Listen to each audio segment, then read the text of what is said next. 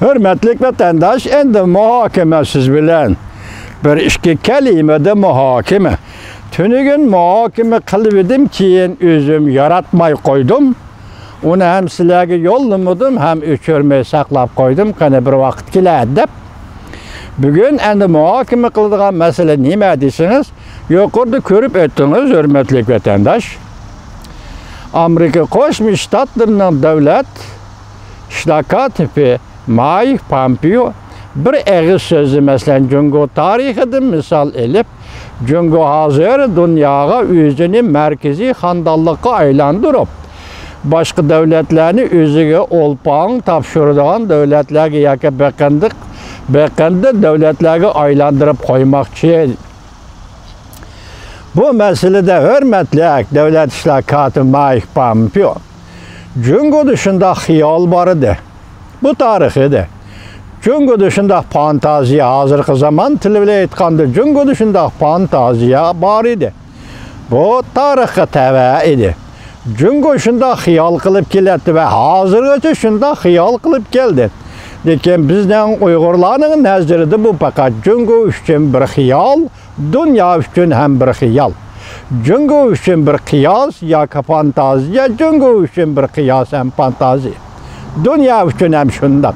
Chunki nima uchun bundoq deymiz, hurmatli davlat ishlar kotibi Mike Pompeo? Uyg'urlarda bir tamsil bor, yoki Uyg'ur tarixchilarida, Uyg'ur ilm-fan odamlarida, Uyg'ur ziyolilarining orasida shundoq bir jumla so'z bor. Alam bilan ololmagan intiqomni qalam bilan elish. Bu yerda alam bilan ololmagan intiqomni qalam bilan elish deganning ma'nosi alam bu harbiy kuch, harbiy yurish va urush yoki zo'ravonlik haddidan oshgan zo'ravonlik bilan ololmagan intiqomni qalam bilan elish. Yozmikashlik, putuk yoki tarixiy putuk, tarixiy yozma yoki tarixiy xotirlar degandek, yoki Tangtayzong hujrasida hikoya yezib, uni tarix deb ko'rsatgandek, shunda qalam bilan yezib, buni tarix deb e'lon qilib, aslida alam bilan, kuch bilan yetib borolmagan joylarni Jungoning zimini deb bilib, masalan Chingizxon qaysi yerga yetib borgan bo'lsa tarixda, u Jungoning ziminidir dedi. Bu yerda Xitoy degan bir ismga bir undash belgisi qo'yaylik, Mongol degan ismga bir undash belgisi qo'yaylik, Chingizxon degan ismga bir undash belgisi qo'yaylik. Bu yerda hargiz tanglik, barobarlik yo'q. Ya'ni Xitoy tang, barobar Mongol, yoki Mongol tang, barobar Xitoy, yoki Chingizxon tang, barobar Jungoning hukmroni degan tanglik belgisi, barobarlik belgisi yo'q.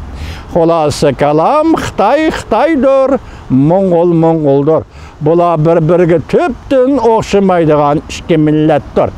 Chingizxon yetib borgan joylarning hammasi Jungoning zemini va territoriyasi deb bilish, mush yerga kelganda shundoq bir o'xshash kelgan edi. Kechiringlar vatandoshlar. Men ağzını bezep qilmay, qattiqmi ketmay, Xitoy uchun aytganda, bugungi kunda o'zini bey yoki Beijingni xon ordusiga aylantirib, butun dunyodagi davlatlarni o'ziga olpon topshiradigan davlatga aylantirish. Shundoq davlat tuzish degan bu so'zni hozir bizning davlat ishlar kotibimiz Mike Pompeo tanqid qildi. Tanqid qilgani uchun biz ham barakallah aytamiz. Biroq bu tarixda Xitoyning tushi edi. Hech qanday bir davlat yoki yenidagi Vyetnam yoki yenidagi Chavushan yoki O'rta Osiyodagi xalqlar, podshohliklar hech qachon Xitoyga olpon topshirgan emas. Bu xiyolning xiyoli yoki Xitoyning xiyoli, Xitoyning fantaziyasi, Xitoyning orzusi.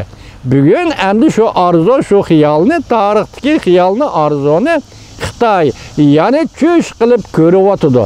Masalan dedik, ana hammaga oshkor bo'ldi, Xi Jinpingning tushi yoki Jungoning tushi yoki Junguni gullantirish kuchi. Buning ichida joylashgan, buning ichiga sig'dirilgan uchli shuar. Jefangchernilday insoniyatni ozod qilish. Hozir insoniyat o'rtaq gavdasi. An'anasida yoki Xitoyning tarixdagi kuchi, tarixdagi fantaziyasida kelayotgan Daton Tianshan. Bütün dünyani birlik keltirish.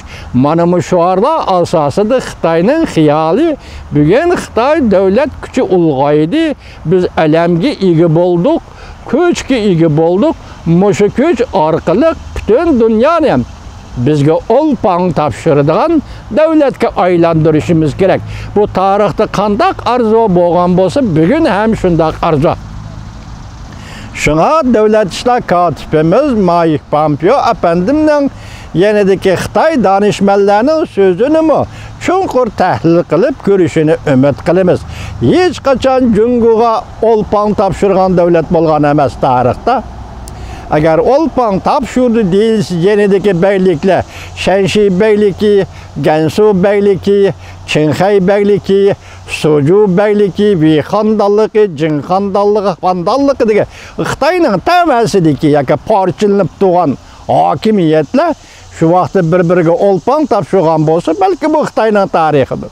Xitoy hech qachon atrofidagi davlatlardan qaysi birisini majburlab o'ziga olpang topshirgan davlatga aylantira olgan emas.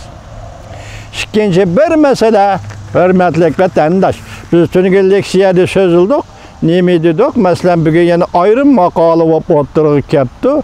Junguga nazar torbitida hozir Xitoy hukumati Hindiston chegarasida urushga tayyorlik qilganda Tibet tarafdan, masalan, Tibet o'zi hukmronlik qilayotgan Tibet tarafdan askar qabul qilib, uni xalq askarlari deb oldingi safga avatibdi. Hindiston tarafda biz tunugin dedik, Tibetning 10.000 kishilik askari bor dedik. Demak, Hindiston tarafdagi bu armiya tarbiya ko'rgan Tibet askarlari urushga kelish ehtimoli bo'lsa, Xitoy Kompartiyasining harbiy okruglari va harbiy qo'mondonlik shtablari darhol hozir Tibetlardan xalq askari elib oldingi safga avatadigan bo'pti. Bu yerdagi gap urushning oldingi sepiga Tibetlarni qo'yish. Kayniga chekinsa kaynidan etish. Oldiga hujum qilsa urush qilayotgan Hindiston tarafdan o'q yeydi.